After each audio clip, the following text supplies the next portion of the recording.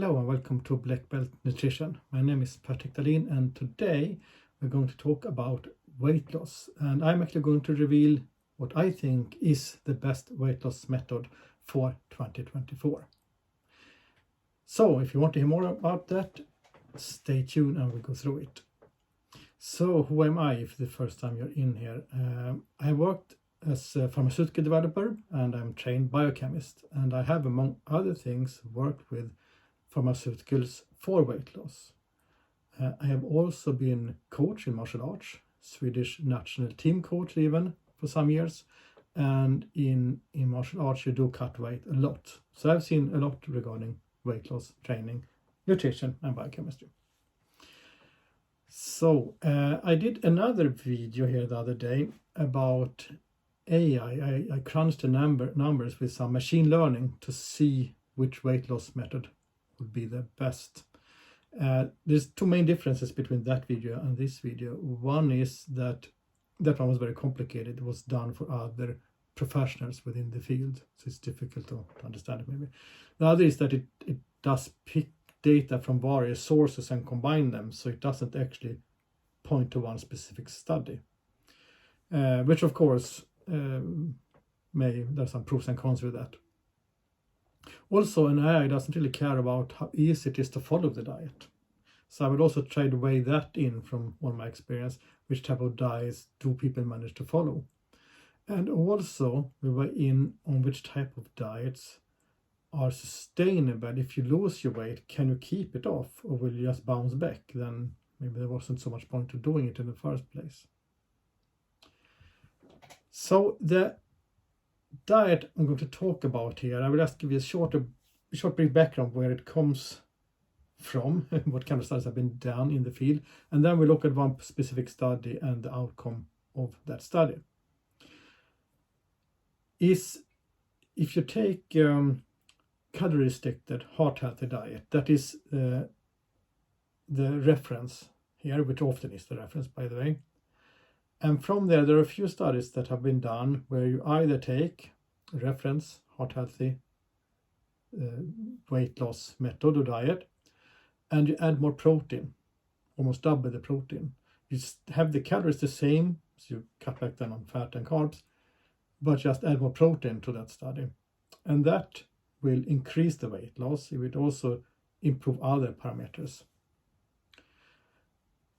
And there's a few studies done on that. There's some other studies done where they take the same heart healthy diet and alter it so that 1 or 2 days in a week are almost fasting days. They're actually not, sometimes they are pure fasting days, but often they're not. Often they are fasting mimicking diet days, where you eat maybe 500 calories those days. So the calories are the same per week. The composition is the same, but 1 or 2 days are intermittent fasting days. That will also increase weight loss and fat loss, almost to the same extent as if you just add more protein. That also enhances the fat loss and weight loss. And both of them also preserve lean mass better. So what happens if you combine these two, that you take additional protein and the addition of intermittent fasting and combine them? And that is the study we're going to look at here. And the study's name is Intermittent Fasting and Protein Pacing are superior to caloric restriction for weight loss and visceral fat loss.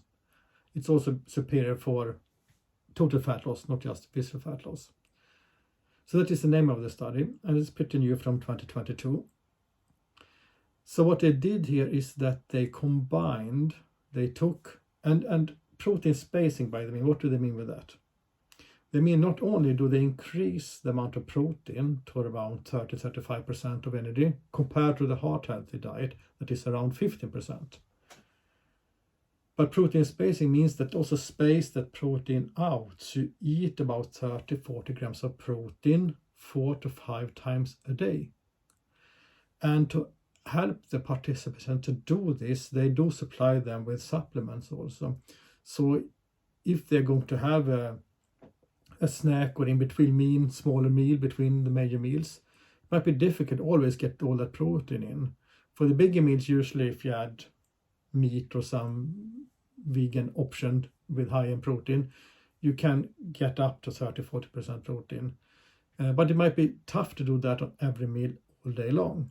So therefore, if they have a meal or a snack which do not contain enough protein, the instruction is to then you take a protein supplement, which have been whey protein in this case. So the intermittent fasting group ate 4 to 5 meals a day. It was 1350 calories for the females and 1700 calories for the men in the study.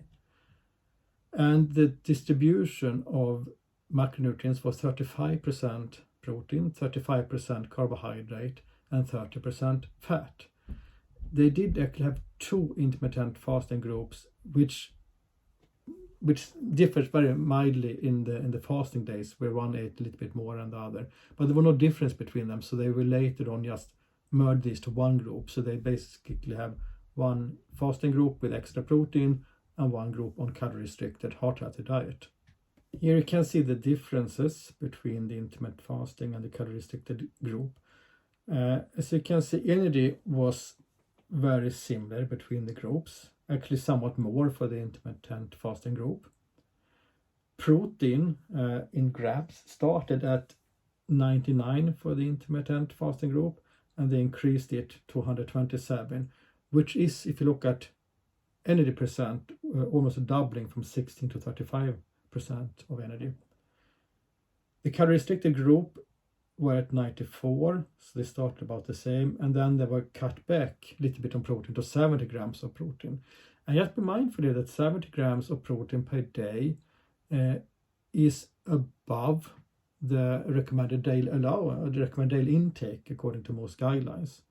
So not below the recommended daily intake. But once it comes to both training and weight loss, there is hundreds of studies show benefit of adding more protein. As they cut back on fat, both groups pretty much the same, from 107 to 50 plus something. Carbohydrate, both groups cut back on that as well, from around 250 to 123, 137. So they're quite similar. The main difference is that they have added protein and they do intermittent fasting 2 days a week for one group. And the most interesting, the results. If you look at body weight, both groups did lose body weight. The calorie-restricted group in the filled line here lost about 5 kilos, a little bit more. And the intermittent fasting group with protein spacing lost 8.5 kilos. So a larger drop in weight for them. Also, waist circumferences were decreased in both, about 6% in the calorie-restricted group and almost 10% in the intermittent fasting protein spacing group. And fat mass, which of course is highly of interest here, was about 3.5% decrease in the calorie-restricted group. And in the fasting group, it was minus 6%. So that's quite a difference in fat loss, almost the double for the fasting group. And if you look at abdominal fat specifically, it was about 4.5% down for the calorie-restricted group and around 9% down for the fasting group. And that is also about double as much. You can also see on visceral fat, which is the internal fat around your organs. It was minus 3% for the calorie-restricted group and minus 6%. So a double loss here as well for the intermittent fasting high protein diet. And finally, some biomarkers. You can see, for example, that triglycerides dropped in both groups. Now, they did start on different levels. It's maybe a little bit difficult to compare the two, but they did drop quite significantly in both groups, from 109 to 75, which is a quite low value, very good value on triglycerides. HDL didn't happen too much with glucose, didn't happen much with that one either. It stayed the same. Insulin stayed the same as well. Maybe a slight drop in the calorie-restricted group. And there are some other hormones here as well. But the key on this study, in my mind, the key for my review is not the blood marker profile.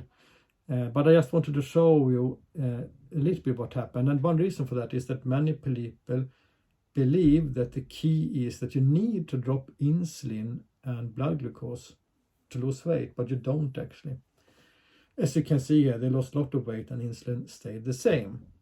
There can be benefits, in particular to get down your blood glucose and your insulin, particularly if you are diabetic or pre-diabetic. But in general, it's not a prerequisite to lose weight to drop insulin. The fact is, if you're at least healthy, half healthy, it often is so that if you want to lose body fat but do not wish to lose lean body mass, to keep your muscle mass or even increase the muscle mass, often those type of studies, insulin did not go down, and as it started very high. It often do not go down simply because then you might also lose, or usually also lose more lean mass and more muscle mass. So it's not per default desirable to always have a lower insulin.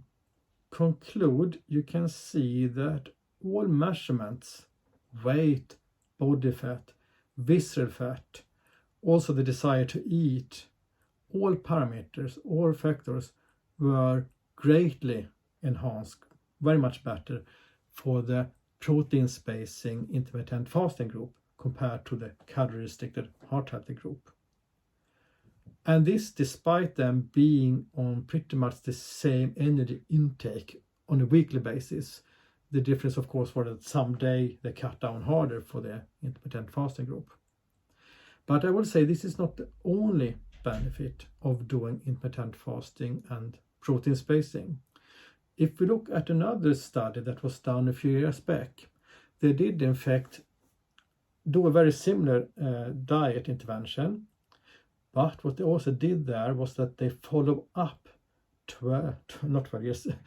64 weeks later, I think it was, so more than a year later, and after the weight loss phase, those participants were allowed to eat as they want, which in scientific literature is called ad libitum, which means eat as much as you want. So no more calorie restriction, no more restriction. The only thing was that the people in the protein spacing group were advised to keep eating more protein. That was pretty much it. Otherwise, both groups ate as they wanted to. If they wanted to keep the heart healthy diet, they did that. If they wanted to keep the intermittent fasting, they did that. But most of them did not. Despite that, after almost 1 year, after 64 weeks, that's more than 1 year actually, you can see the outcome here. And body weight in the heart healthy group, the calorie restricted group, the body weight increased like 5-6%. So they regained most of the weight they've lost. Where in the intermittent fasting group with protein spacing, they had not gained 1 kilo. They had exactly the same weight, which is quite amazing. In 95% of all weight loss studies, if they do a follow-up, people have gained the weight back, sometimes even more than when they started. And here they did not with this specific weight loss methodology. You can also see on abdominal fat, even though it was not statistically significant, they did have a tendency to even keep losing more after 64 weeks compared to after the study was finished after 13 weeks. The same with lean body mass divided with body weight. They kept a higher proportion of lean body mass in the protein spacing group, the intermittent fasting group. And then fat mass increased with 10% for the calorie restricted group after they went back to their normal diet, where the intermittent fasting protein spacing group did not increase any fat mass whatsoever.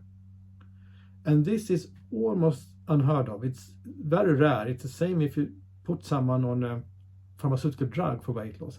When you take away that drug, a year later, they have gained the weight unless they go on some very consciously restricted program. And the same with weight loss studies, the same with exercise studies. If you stop the exercise, people bounce all back, lose the benefits after 1 year. So this is very, very outstanding results.